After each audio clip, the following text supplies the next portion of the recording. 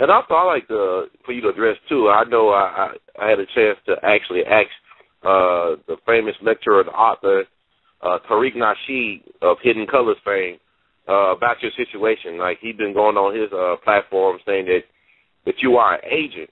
And, you know, people really, he got a lot of influence in the black community, Tariq Nasheed. And I was going to get your take about that, because a lot of people do think that you are an agent. Like you said, you was making $115,000 a year getting paid by the government, but you was not making any type of, I guess, income from your activist activities. How would you explain that? Or what are your thoughts on that?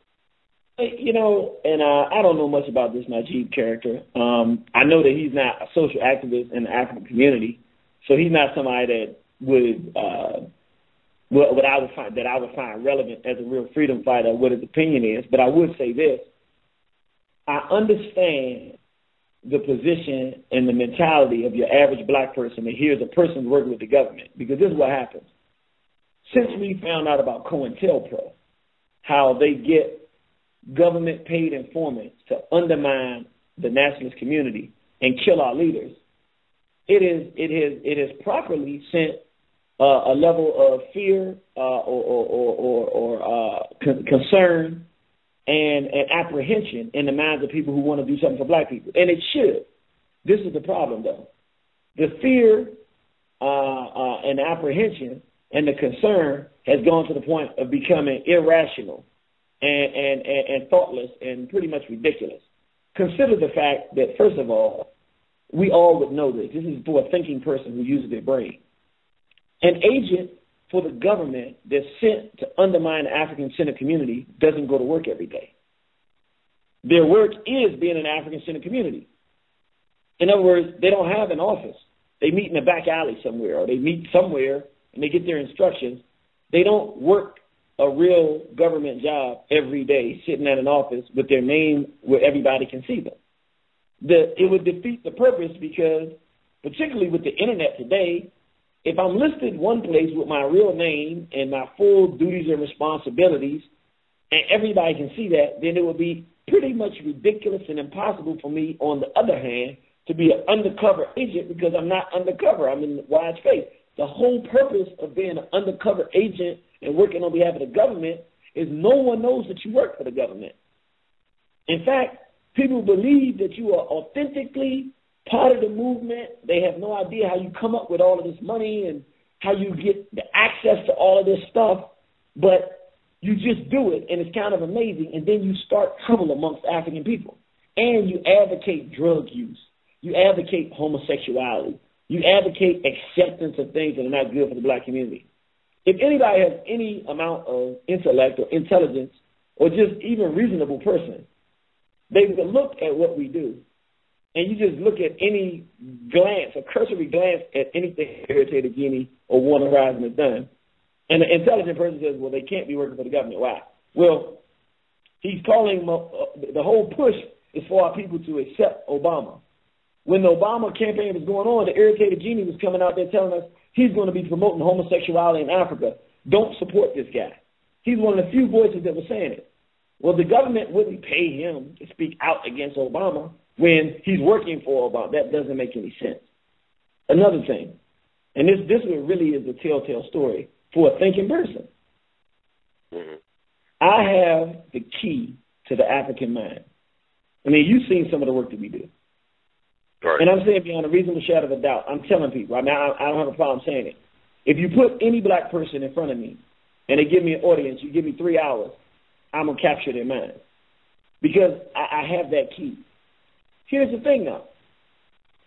If you're an agent, you are given access to black people because you're an agent. You got a job to do to undermine black people. So the government will make sure that you get as much exposure and access to black people as possible, because that's your job. You never heard of an agent that couldn't get access or didn't have money or resources. That doesn't exist, because that's the very reason that the agent exists. On the contrary, the only reason I'm not having and we're not having more impact is because the doors to access to African people in our minds have been closed to us. So, like, for instance, right now at Lincoln University, the Obama administration has made a mandate that every college, and that's HBCUs, historically black colleges and universities, every single black college and colleges in general that receive government money, which is most of them, must have at least one event per year promoting homosexuality. So right now, we see an event recently at Lincoln University where they're promoting homosexuality to the black students. And even if the faculty and the administrators don't agree with it, if they're going to receive funding and keep their school alive and viable, they're forced to do it. But at the same time, brothers and sisters like myself who have a message to tell our children this is a bad policy, it's a bad direction to go for, this is destructive to the African community, we don't have access to the same doors. The money goes to these other individuals who are trying to destroy and dismantle black culture and black family. But the people like myself that's fighting to do it don't get access. If I was an agent, if I was working for the devil, then they would make it possible. I would speak at every college and university in this country every weekend. I would not even get a chance to talk to you. I'd be too busy. Because they want me, whatever they got me to do, they want me to be able to be effective in doing that. And the only way you can be effective as an agent is to have access. So to that, I'm just saying, I don't really listen to a lot of the stuff people say because it's not coming from people that think. Once a person sits down and thinks, all you have to do, even though we don't know what the modern COINTELPRO looks like, we don't know until somebody comes out and tells us. What we do know, the basic premise of a trader is that they're going to encourage us to do negative things. They're going to encourage us to fight one another. And they are going to take information from us and give to the government. The problem with that notion with myself is I'm the one bringing the information.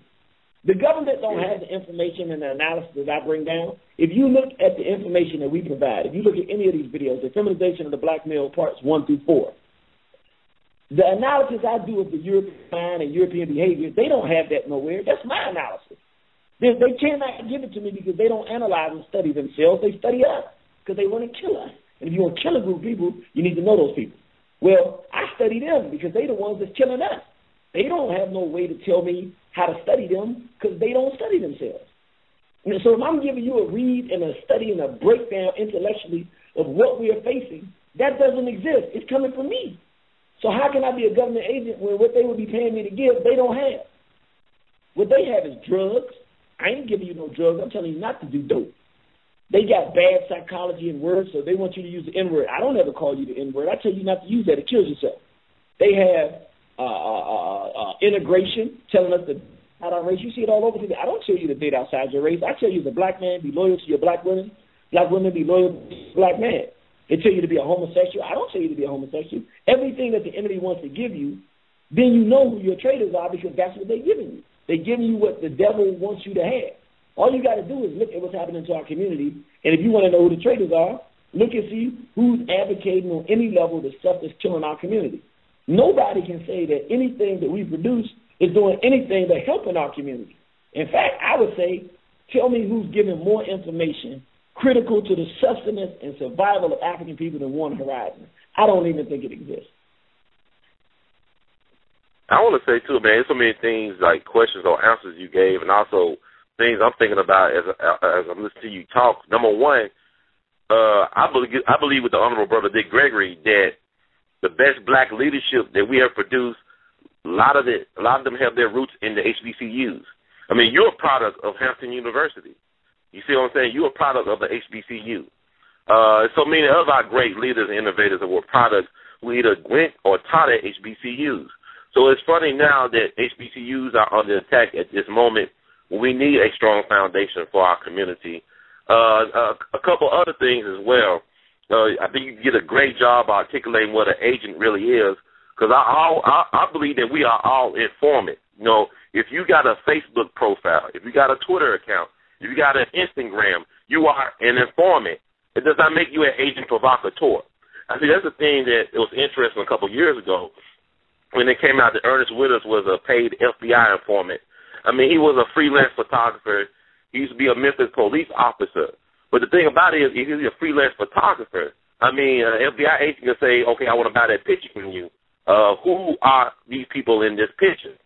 he was not an agent provocateur in the sense that he actually helped mastermind or help aid in the mastermind and undermining of the movement. But he was documenting the movement, so it made him a valuable source of information.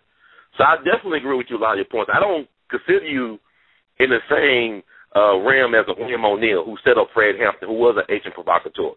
Fred Hampton's bodyguard, who set him up. I think it's interesting that you raise a lot of interesting points that people really need to address, because, like, when I first met you back in March in Cynthia McKinney, you didn't hide anything. I remember when an email went out to our group that met with Cynthia McKinney down in Georgia. They said, oh, he works for the Department of Homeland Security. Your name was prominently featured on the website. You wasn't hiding that. Even in some of your lectures, you talk about the reasons why you had to go back to get a government job, because the movement doesn't pay. I mean, Malcolm was broke when he died. He had $6. He didn't have no money in the bank. Dr. King didn't have no money. The movement does not pay.